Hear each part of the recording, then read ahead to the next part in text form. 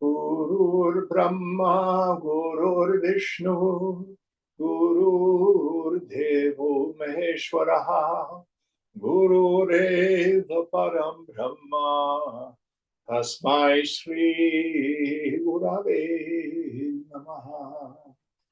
Chinmayam Vyapyat Sarvam, Trilokyam Sacharacharam, Tatpadam Darshitam Yena, Asmai Shri Gurave Namaha.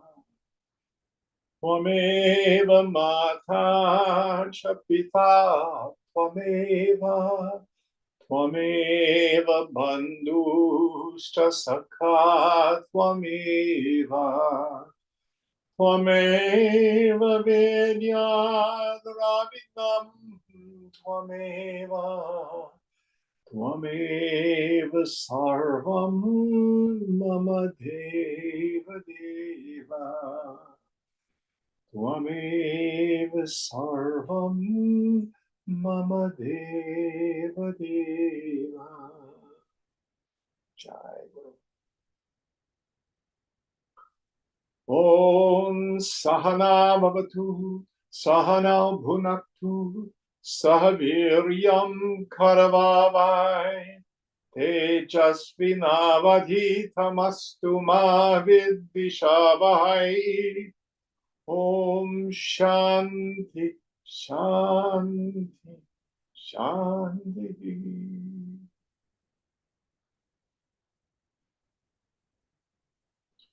So we are continuing to make our way through the second chapter.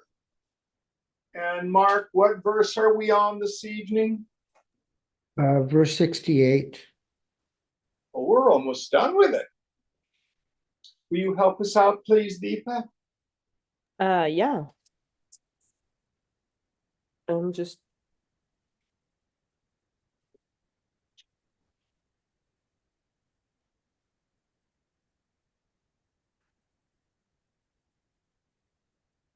Tasmadyasya mahabaho nigrihitani sarvashah indriyanindriyarthebhya astasya pragya pratisthita. Therefore, O mighty armed, his knowledge is steady, whose senses are completely restrained from sense objects. So what do we mean by this? As Shankara says, the best sense withdrawal, uparati, is when as we move through life, the mind is empty. We just let the sensory data pass through. Let me give you a real live example. So I was talking with a fellow this evening. He's a nurse. He works in the emergency department. And one of his patients had a plummeting blood pressure. So he asked the doctor, and anyway, they were going to hang a bag of fluids for this guy. So another nurse came up and she was all hysterical and says, "Oh, you've done the wrong thing. He might go into sepsis, yada, yada, yada, yada, yada." And this guy, he didn't make a mistake. So they escalated, they checked it out, the patient was fine. There were a couple of these instances. And what he wanted to do was, I'm going to human resources. She's harassing me, yada, yada, yada, yada, yada. And the truth is, he did nothing wrong. He did a good job. He made the proper diagnosis, took the proper actions. It was the other woman's issue, but he personalized it. So what the yogi wants to do is other people are going to have their issues. Bosses, relationships, the politics that are going on, but we don't personalize this. It's not about me. Now, of course, we check. If I've made a mistake, then I need to own up to it and suit up and show up. But most of the time, it's just mind. Let it go. Let all that stuff pass through.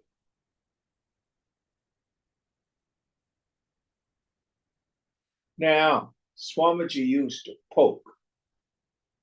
If he saw one of us and he thought we were attached to an issue, he'd just lean on it, push the button, push the button, push the button, until we dropped it.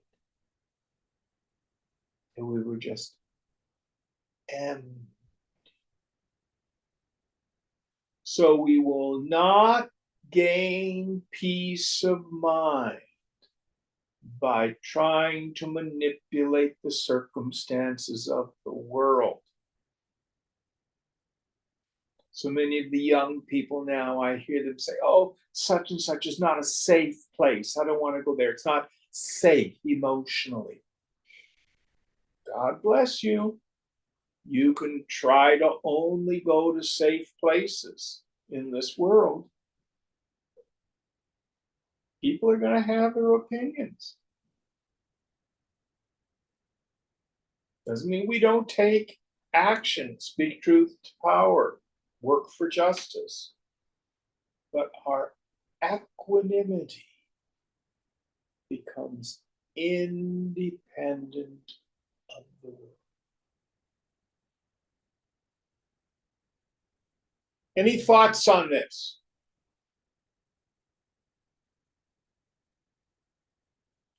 Now, the other place in which our minds get agitated, we return to the past and then we imagine the future. We endeavor to keep our minds out of the dead past, shoulda, woulda, coulda, if only. Stay in the now, the vivid brilliance of the now. Doesn't mean we don't make plans for the future. We do that in the present, but we stay out of worry. We stay out of, recipes for what we're going to say, what we're going to do. It's all just stuff the mind makes. Any thoughts on this? Next verse.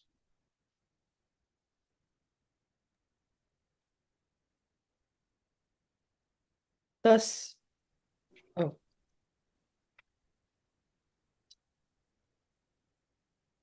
या निशा सर्वभूतानां तस्यां जागर्ति संयमी यस्यां जागृति भूतानि सा निशा पश्यतो मुनेः.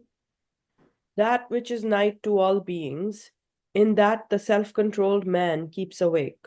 Where all beings are awake, that is the night for the sage who sees. Yes, one of my favorite verses. So the ordinary person, what is day for them? I'll be happy when I'm a person which needs to be defended and protected and justified. I need things. I'm not getting my needs met. It's the wrong color nail polish. I need a house. I need to go on a vacation. I need a better job. I need a different partner.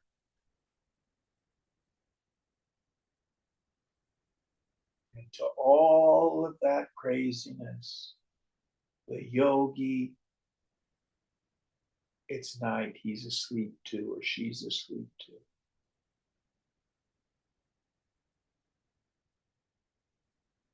I can remember vividly being in the city and hearing some people talk about, oh yeah, they're all worried about their stock portfolio and where are they going to be able to afford to go on their ski trip to Switzerland and yada, yada, yada. And just going, you know, not my zoo. And then the yogi has another playground. The yogi has Atmaramana, the capacity to just merge the mind and the sound, revel the bliss of our self-nature. Brahmananda rasa swad, tasting the juice of the bliss of Brahman. The yogi has the deep serenity because she knows the fundamental unreality, the impermanence of all phenomena. She has nothing to protect or defend because she is not identified with a personal sense of self. She's absolutely safe. She knows where happiness is. And to that, the whole world is asleep to it. It's night to them.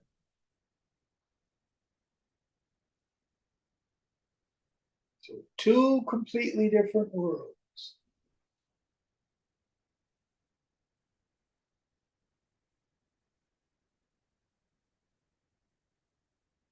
Two completely different worlds. Master Jesus said it so clearly.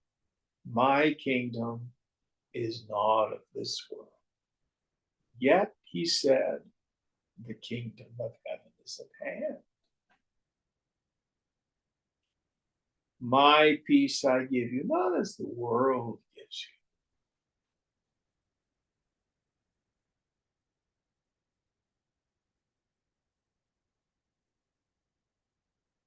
you. Different playground. Next verse.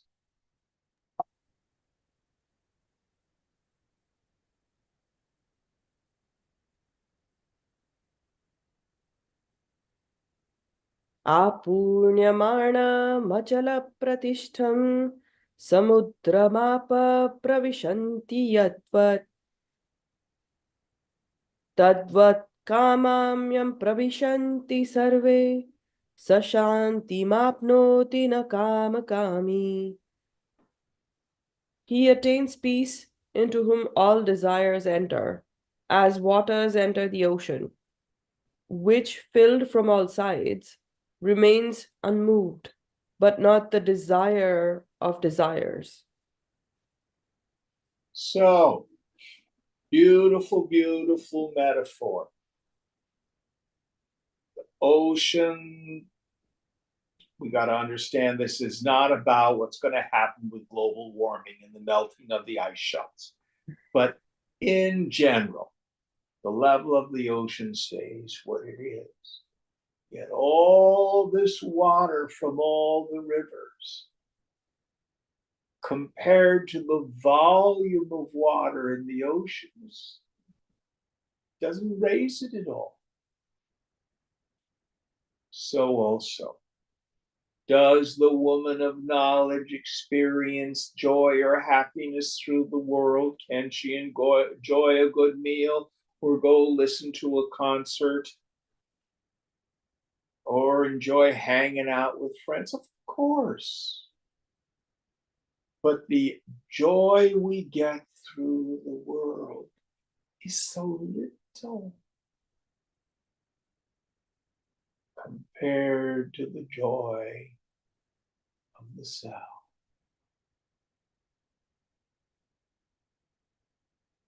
Trinkets and baubles.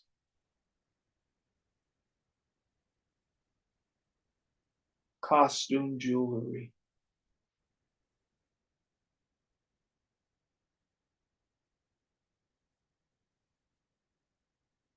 It's little.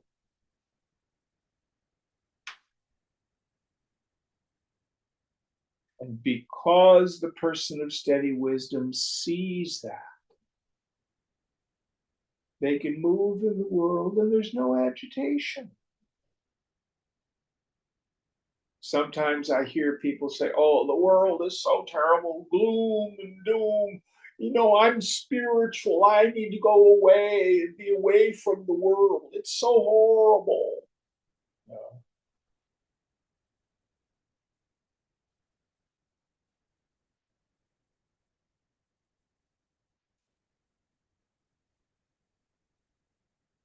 That's like driving down the street and you see a billboard. You go, oh, I can't look at that billboard. It's just paint on a billboard. Nothing substantial there.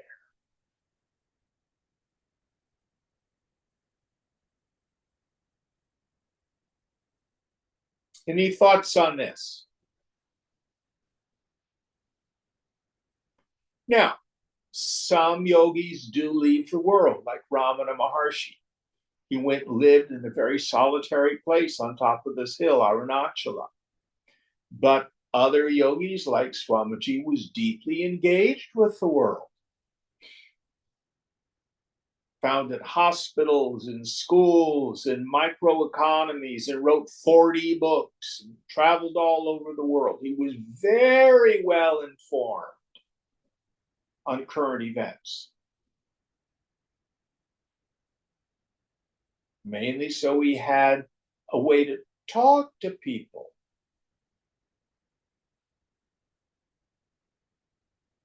None of it touched him. Did he enjoy? Yes, he enjoyed. It's kind of like the mother, and the child comes home from first grade and she's drawn a picture of her mother as a stick figure with crayons and curly hair. I drew you, Mummy. Oh, that's lovely. Let's put it on the refrigerator. She doesn't say, girl, it's not the Mona Lisa. She can appreciate it. But it's a child's drawing.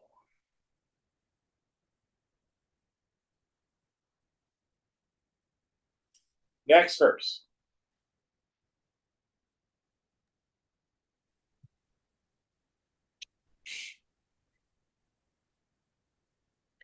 Vihaya kamanya sarvan. Sorry, wrong meter. Vihaya kamanya sarvana. Pumamscharati nispriha. Nirmamo nirahamkara. Sashanti madhigacchati. That man attains peace, who, abandoning all desires, moves about without longing, without the sense of I-ness and myness. Yes. So everything is mine to use, to enjoy. None of it is mine to own. Understanding that God is the supreme repo man. Everything is on loan from the infinite. And never know when the repo man's going to come take it back.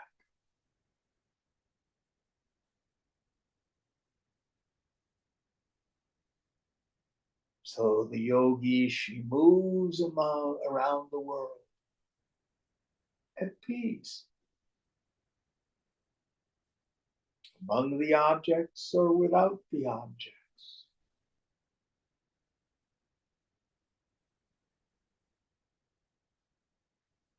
With this samadrishta, this equality of vision.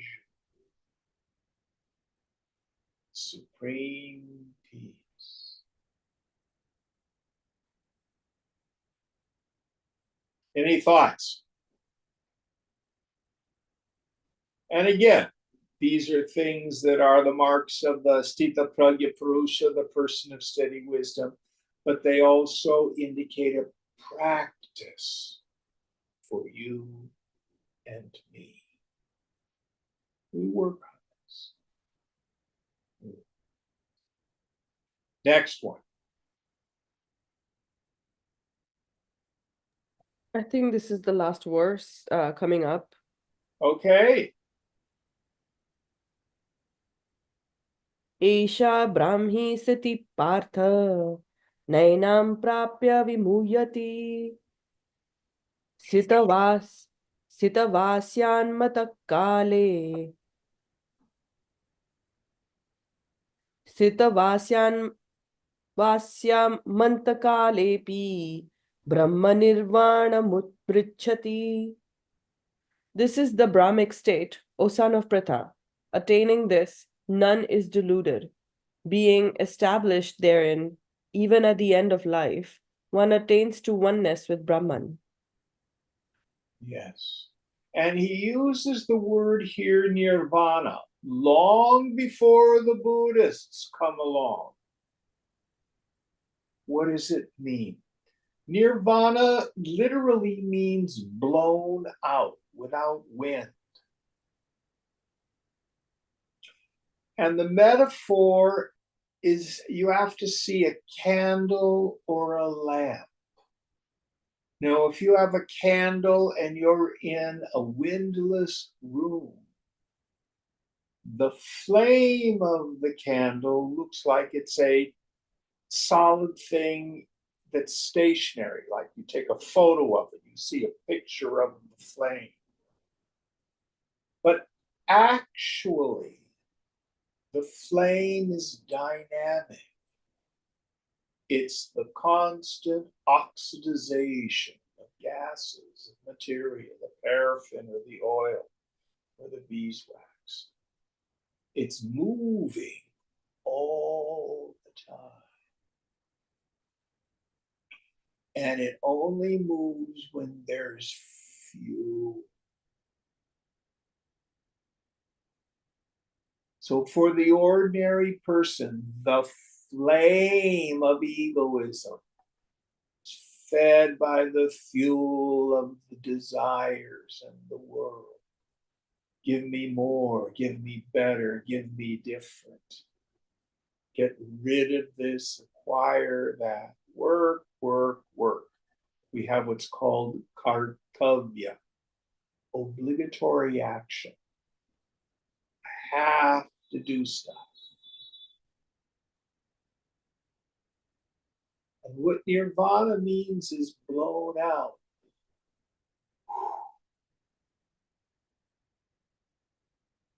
All the struggle ceases.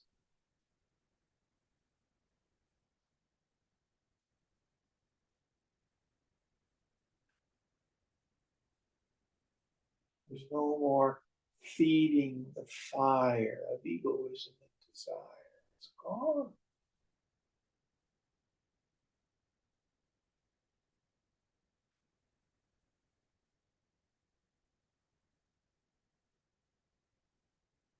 Understand again, real spirituality is profound common sense. It's not about having wackadoodle mind states or cities, powers, or anything like that. It's about peace. It's about freedom.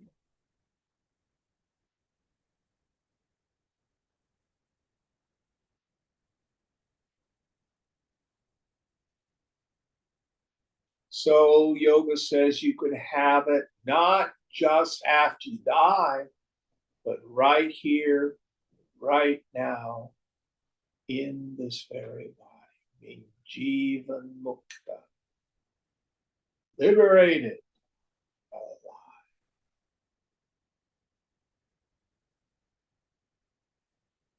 And even after death, there is no more coming back into the world of suffering for the realized soul. Any thoughts on this? Okay, there's a little Upanishad, and then we'll start the third chapter. Om Tatsaditi Srimad Bhagavad Gita Supanishatsu Brahma Vidyayam Yoga Shastre Shri Krishna Arjun Samvade Sankhya Yogo Nam Dvitiyo Dhyayah. So the second chapter ends entitled Sankhya Yoga, the yoga of knowledge. This word Sankhya changes its meaning through time. There's the earlier Sankhya philosophy, which is dualistic, but here it just means yoga of knowledge. All right, now let's plunge ahead into the third chapter. Arjuna Vacha Jayasi Chet Karma Jayasi Chet Karmanaste Mata Buddhir Janardana Tatkim Karmani Ghore Mam Niyojayasi Keshava. Arjuna said, if it be thought by you that knowledge is superior to action, O Janardana, why then do you, O Keshava, engage me in this terrible action? So Krishna's been waxing about the state of self-realization. All desires are gone. All need for ego-prompted activity is gone. The jnani is merged into the infinite state. Now Arjuna says, yeah, and you just told me to pick up my sword and go fight. There seems to be a cognitive dissonance here. Now, let's understand what's the intention of the third chapter. We hear about the glory of the highest state, being free from desire, from suffering, from afflictions, from passions. But, and it's a big but, for most of us, that's not my life. So in St. Paul's letter to the Romans, he writes, I do not do that which I would do, and I do that which I hate. Therefore it is not I that do it, but sin that is lodged in my limbs. So you and I say, I'm going to meditate every day for an hour, and we don't do it. We say, I'm going to practice non-injury, being kind to people and generous, and we can't do it. We're jerks. We're out there at road rage. And we do that which we hate. There I've had the desire to be vengeful to people who have hurt me. I engage in behavior that I'm really not proud of. Maybe I have difficulty in telling the truth, or difficulty in I've got sticky fingers in a department store. Or maybe I engage in self-harming. Maybe I'm a cutter. And I know I don't want to be this kind of person, and I can't seem to stop it. Does this condition sound familiar? Yes, no? Yes. Yeah. Why? Why? Because of vasana pressure. Remember, what's a vasana? Vasana is impression left in the unconscious as the result of previously performed egoistic actions. And what keeps me from being able to do what I know is a healthy way of life, and I instead do things that are self-destructive or harmful or hurtful to others, these are these impressions. And we cannot wish them away. You can't turn them off like turning off a light switch. We have to engage in an intelligent process in the beginning of vasana exhaustion. We have to begin to act in the world in a way where we exhaust our existing vasanas in a way that isn't ruinous to us karmically or to others, without sowing new.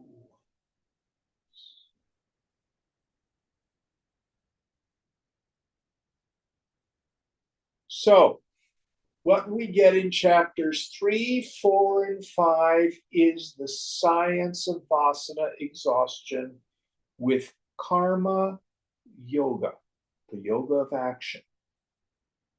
And it has 5 elements that Krishna is going to go into in depth in these 3 chapters. The first act, O Arjuna.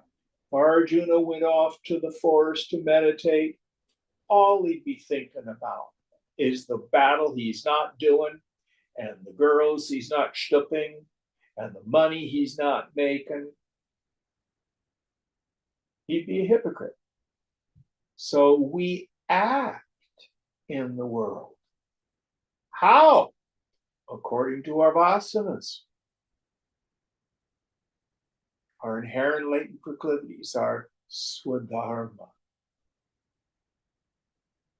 But we modify it so that our actions are done in the spirit of selfless service. We call this yajna, sacrifice. So, for example, Swamiji, many people say that if he hadn't become a sannyasi, he probably would have been Prime Minister of India. He was an astute politician. He was a fabulous public speaker. And he knew how to deal with power and resources. But he did not live a life wherein that was for the aggrandizement of his own ego. He used those skills for the service of the society. Thundered all the time, serve the society. Then the fourth element, our renunciation of our attachment to the fruits of action, what Gita will call karma phala, the fruits of actions. We work hard, we strive for excellence, but we let go of our attachment to the outcome. And then the fifth element is the most subtle. We renounce our identification with the sense of agency. There's no solid me there doing the doing. Gita will say it's guna and karma, the qualities of mind and the force of the past. And again, in the 5th chapter, we go into this in great depth. So this is the frame of what we're going to be talking about. And many of us think karma yoga just isn't sexy enough. Oh, I want to study the highest teaching and go directly there and stuff like that. And then we neglect the fact that we have a mind that is vulgar and filled with stinking vasanas, as Swamiji used to say. And you can't suppress that stuff. You can't bypass it. That's what a lot of psychologists will use that word. We have to do the manual labor of karma yoga. If we do karma yoga, very soon the mind starts to quieten down. All right, with this kind of introductory talk, let's get further into the scripture. Next verse. Vyami shrenev vakyena buddhim mohayasiva me tadekam vada nishchitya yena shreyoham apnuyam. With this apparently perplexing speech you confuse, as it were, my understanding. Therefore, tell me that one way by which I for certain may attain the highest. So here Arjuna, as a man of action, is saying, this philosophy stuff, I'm not sure I get it. You are my guru. Tell me what I'm to do. What's the next right step for me? Going on.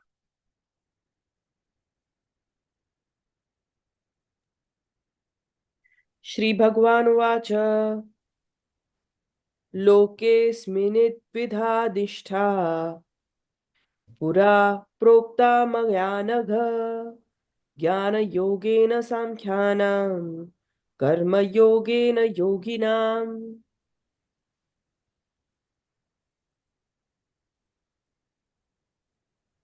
Oh, sorry. The Blessed Lord said, in this world there is a twofold path, as I said before, O sinless one, the path of knowledge of the Sankhyans and the path of action of the yogis. So, Ashley, we were talking about words having their ending. So we had Jnana Yogena and Karma Yogena. Did you hear those two terms chanted? I did. Yogena is by means of yoga. It's what we call the instrumental case. So by means of the yoga of action and by means of the yoga of knowledge. So here, Krishna says there are these two paths. There's the path of the renunciate, who through insight abandons the world. Probably one of our greatest examples of that is Ramana Maharshi. At 16, he's at school and he hears about the death of one of his classmates. It freaks him out. He goes home and was wondering who dies. So he lays down on the floor at home and kind of acts out being dead. Well, what is it that dies? And I'm not the body, I'm not the energy, I'm not the feelings, I'm not the thoughts. Kablum! He realizes the self. And all of a sudden, school, family, job was meaningless to him. But he had this yearning to go to this mountain, really a hill, it's not very big, Arunachala. So he goes off there, and there's a temple in the town, Tiruvannamalai, and he lives in the crypt underneath the temple for 11 years. total silence. And the villagers didn't know whether he was a saint or mentally ill. Crazy kid. But they fed him. So he didn't speak until 11 years of seeming sadhana with just enormous capacity to burn out all the latent tendencies of the mind.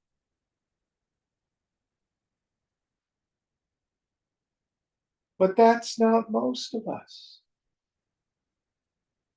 For most of us, the vasana pressure is too extreme. I want a relationship. I want a job. I want a meaningful life. I want to contribute something to the society. So Krishna says, that's the path that's also available to us. Not just sannyas, leaving the world. Here he calls it jnana yoga. But through the world as karma yogis. And frankly, for most of us, that's where we are in our spiritual evolution, our unfoldment. You can't gain freedom by trying to storm heaven through willpower. It just doesn't work. I call it being spiritually butch. It doesn't work. We have to have the humility to work with the mind that we have. All right, next verse. Let's see what the Lord says.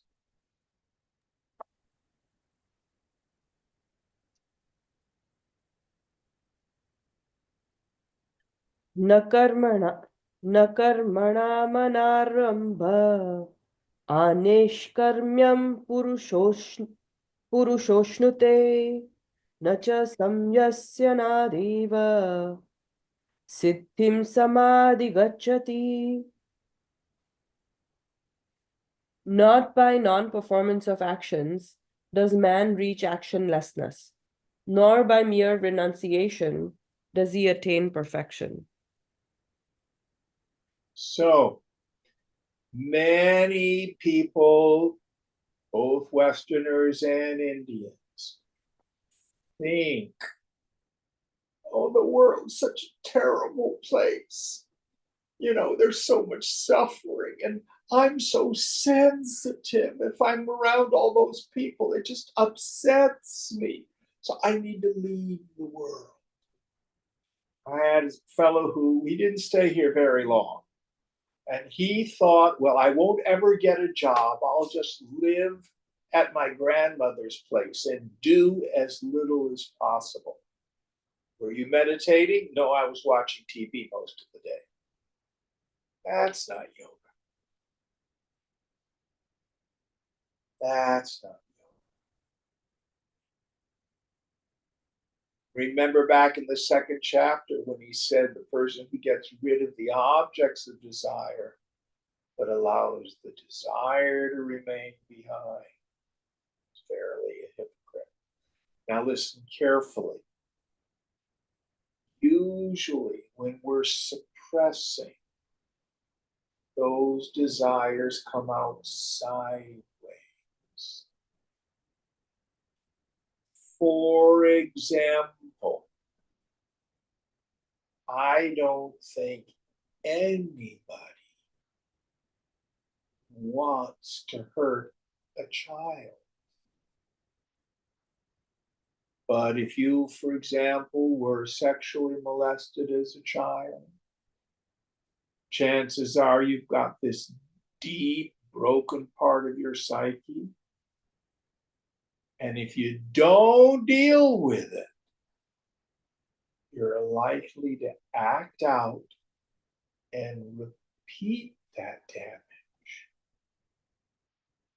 on about someone else.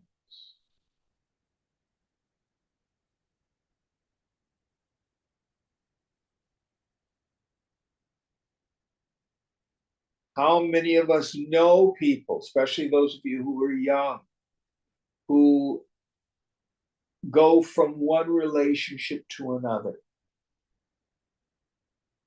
They never deal with the issues. Oh, it was the partner. They were wrong, and this one's wrong, and that one's wrong. I just have bad luck. I'm blameless here. I have nothing to do with any of this.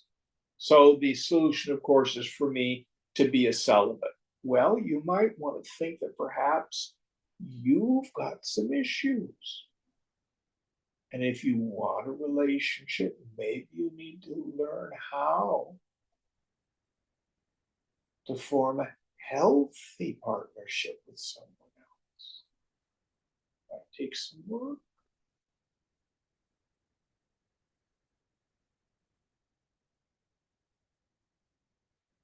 Many of us have a terrible time with authority.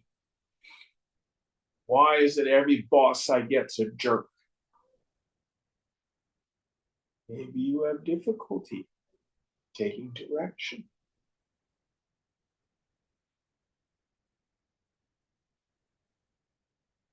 So the yogi needs to be willing to do the manual labor, the hard work at looking at what we call our kleshas. Klesha means a defilement or an affliction, a character defect. Paul called them sins, but that's not a useful term. The things that stand in the way of my relationships with other people and my awareness of God.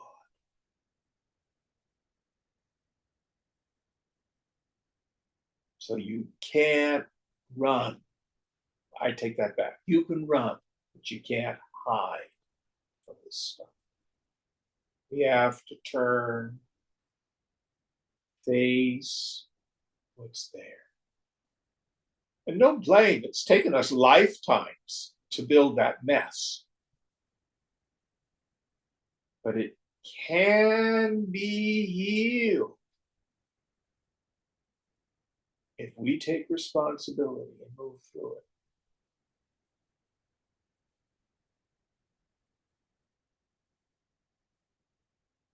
So we cannot find peace by running away from the world. It doesn't work.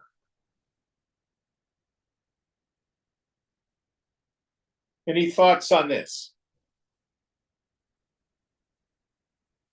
Next verse.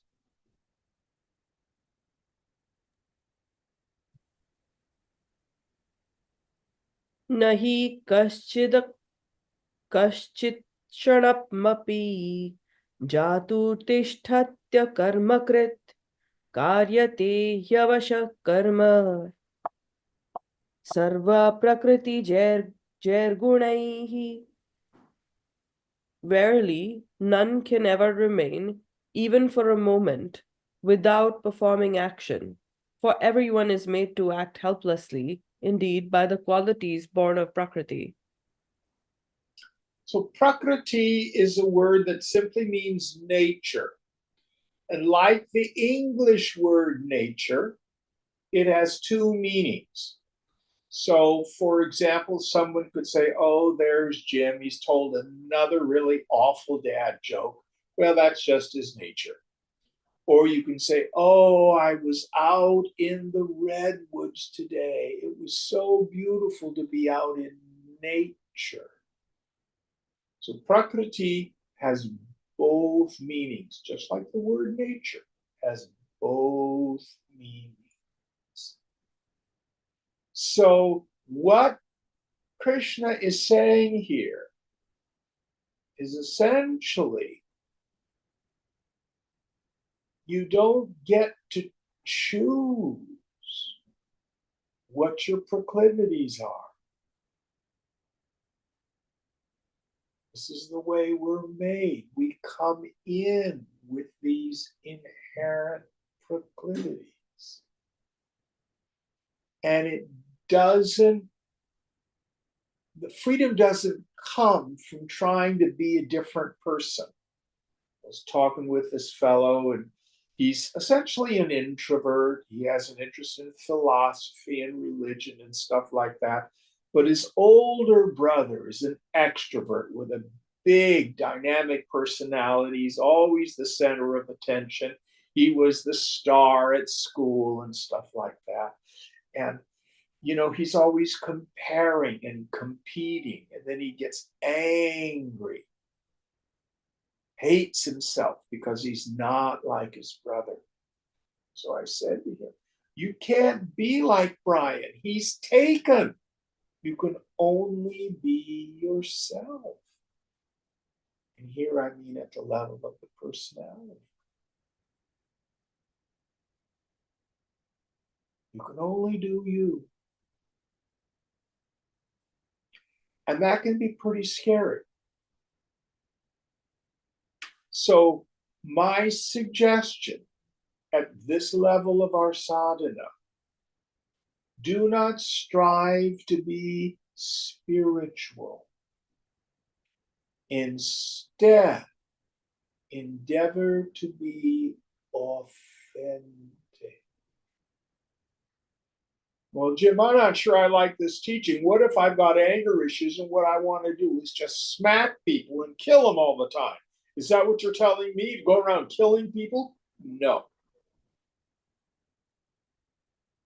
We do restrain injurious behavior.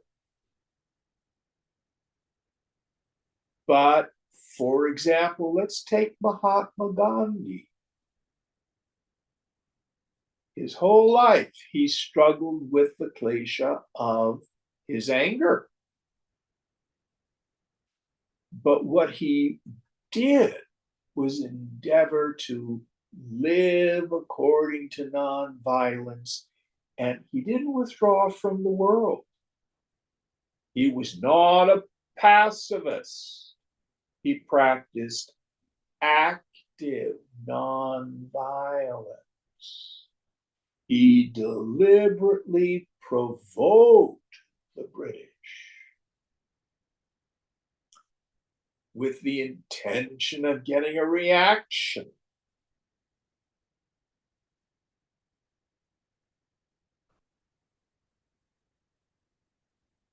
Maybe you are a person who is your swadharma, your particular nature is to fight for justice.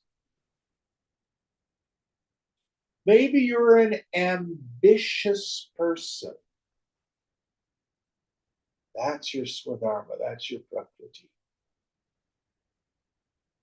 Can you do that in a way where your ambition becomes useful to the world? Nobody becomes president of the United States, governor of a state, without having ambition. It's not a negative thing.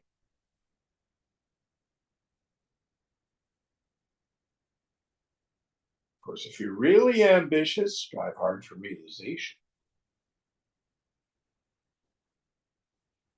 So, you have a particular nature, and you're going to act according to it. Now, we can, for a time, act contrary to our nature. And it's always a struggle, and it's always painful. And you and I know many, many people who are in jobs they hate,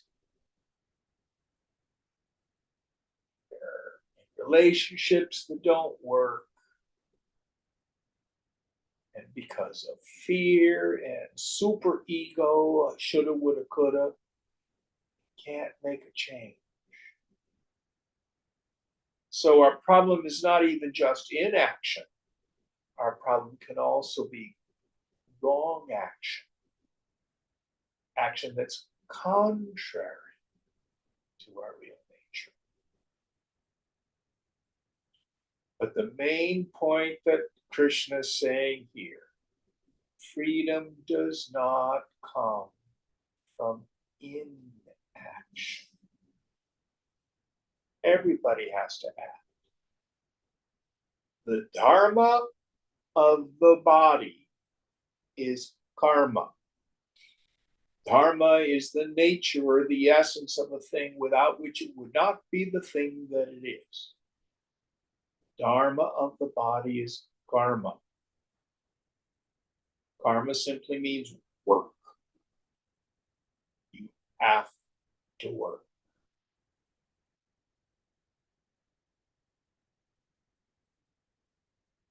Even feeding yourself, taking a shower, going to the toilet is action. You know what you call a body with no karma? A corpse.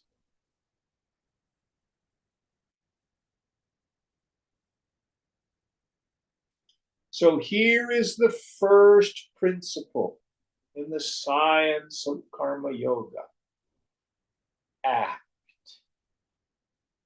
How? According to your nature. Second principle. According to your swadharma.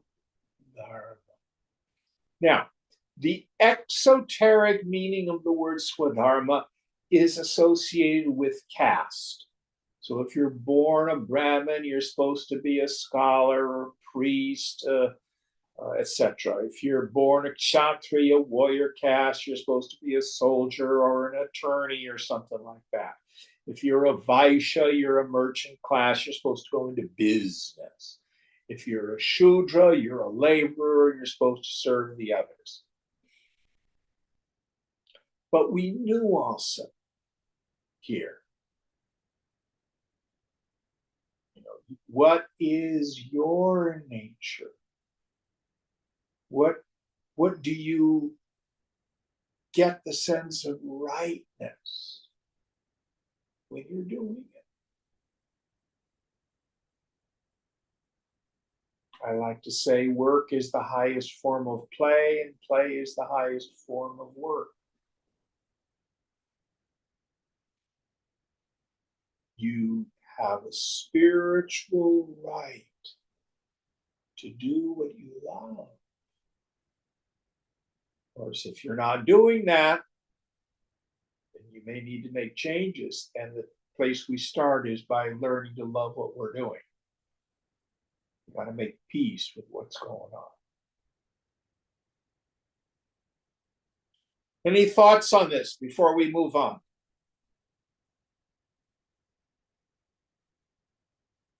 Now, it may be your nature, your prakriti, to leave the world, go into an ashram, do intense sadhana, study scripture, etc.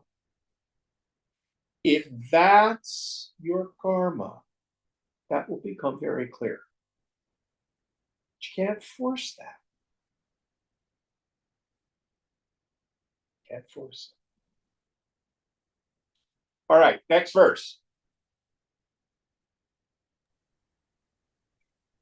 कर्मेन्द्रियाणि संयम्य य आस्ते मनसा स्मरन् इन्द्रियार्थान् विमूढात्मा मिथ्याचारः स उच्यते.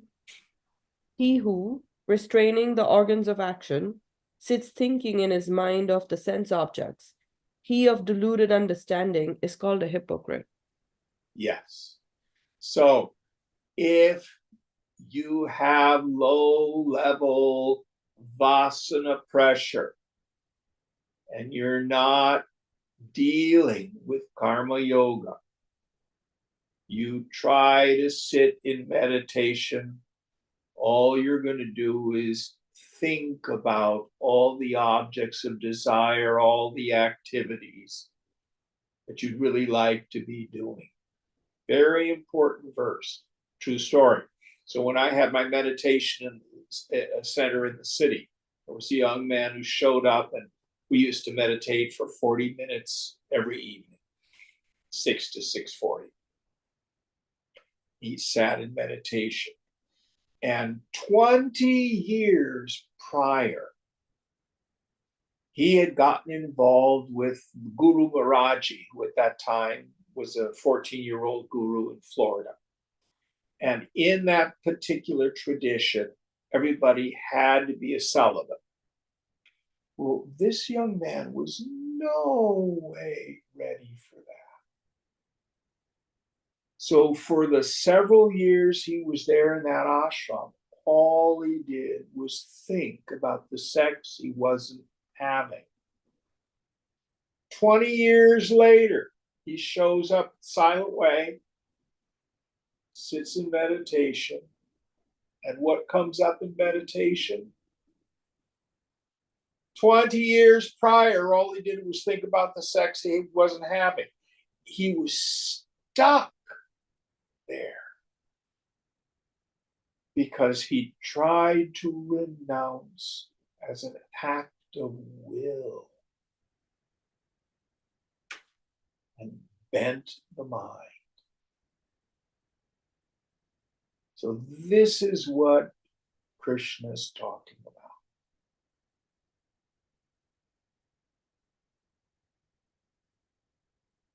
We have to endeavor to be authentic.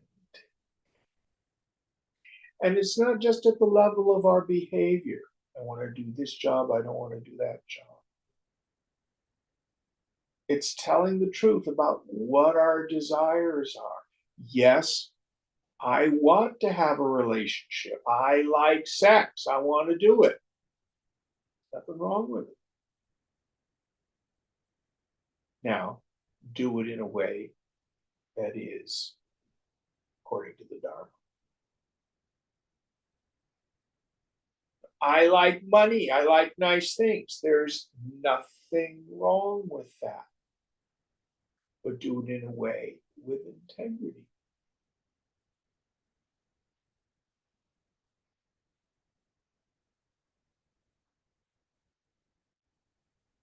Any thoughts? All right, one more.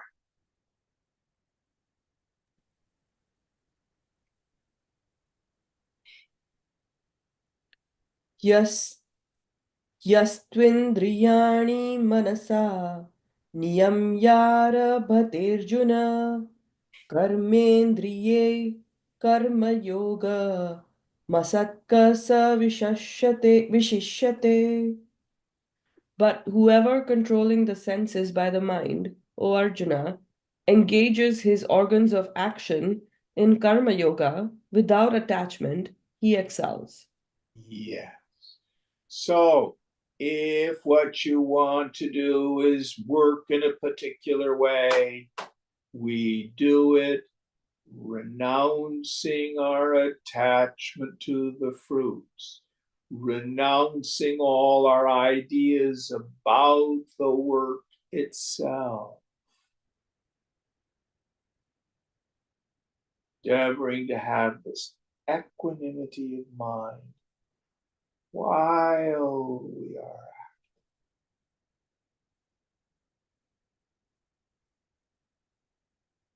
without attachment. We do the job that's in front of us,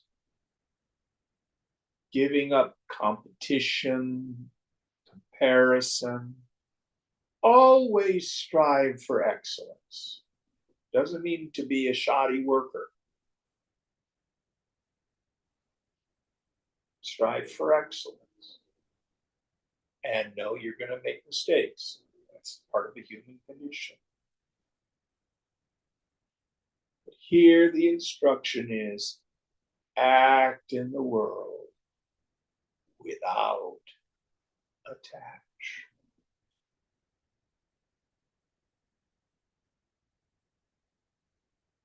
We begin to see the actions of the body just like an actor in a play, or like a puppet. The strings are being moved by the infinite. I used to think of calling the body mind intellect, it's like the robot, the android. There's hardware, the body, mind, intellect, and there's the software, which is the vasanas. We just watch it. We watch it without attachment. If we screw up, it's egg on God's face, not mine. If we do well, the glory is God's, not mine. My job is to just do my best.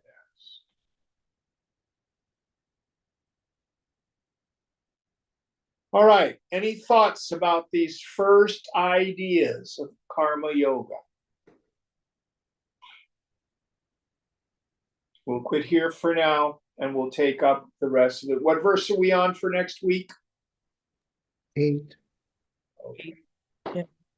Om Purnamada Purnamidam Purnat Purnamudachyate Purnasya Purnamadaya Purnameva Vashishyate.